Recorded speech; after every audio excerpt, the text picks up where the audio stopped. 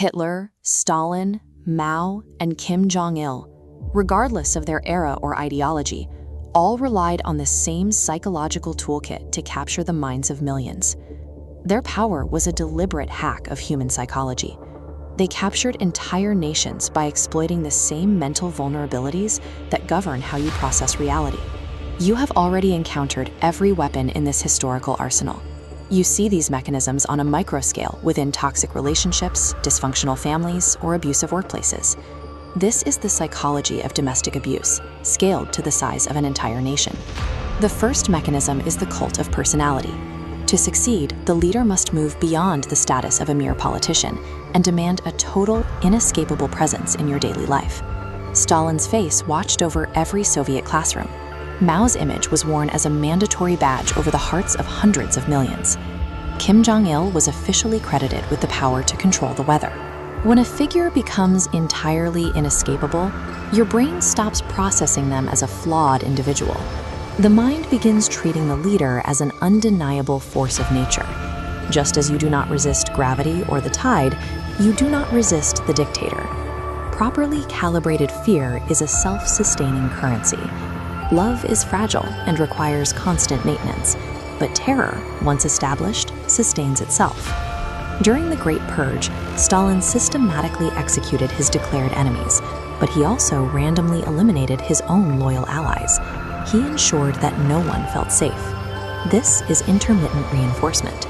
It is the exact mechanism that traps victims in abusive relationships through alternating cycles of terror and relief. When the rules change without warning and survival depends on unpredictable appeasement, a nation becomes paralyzed and easily controlled. The third mechanism is the creation of the internal enemy. Without a threat to defend against, the dictator has no justification to act as the nation's supreme protector. Hitler targeted the Jewish population to explain Germany's post-war humiliation. Stalin blamed the kulaks for his agricultural failures. Mao systematically targeted intellectuals for public humiliation. This exploits a specific cognitive vulnerability. A struggling population desperately seeks a simple explanation for their pain. The dictator provides a clear human target to absorb the masses' anxiety. For a terrified human brain, the relief of finally having someone to blame feels indistinguishable from finding the truth.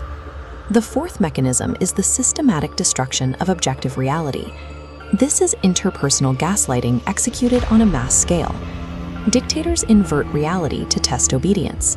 While tens of millions starved during the Great Famine, Mao's regime declared it a period of unprecedented abundance. Under Stalin, photographs were altered, erasing officials from the record as if they had never existed.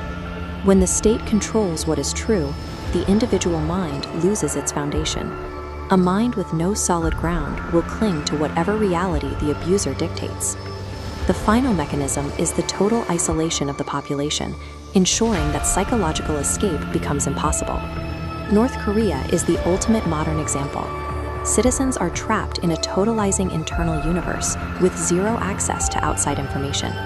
This national blackout mirrors the final stage of domestic abuse, isolating the victim from their friends, family, and the world. Without an external point of reference, the victim has no way to measure how far from normal their reality has drifted. The psychology of dictatorship remains an active operating manual, written in the suffering of the 20th century. These mechanisms only require one willing manipulator and a victim who fails to recognize the dark psychology in time. Subscribe to Dark Archive. Every week we open a new file, forbidden psychology and the dark truths never taught in school.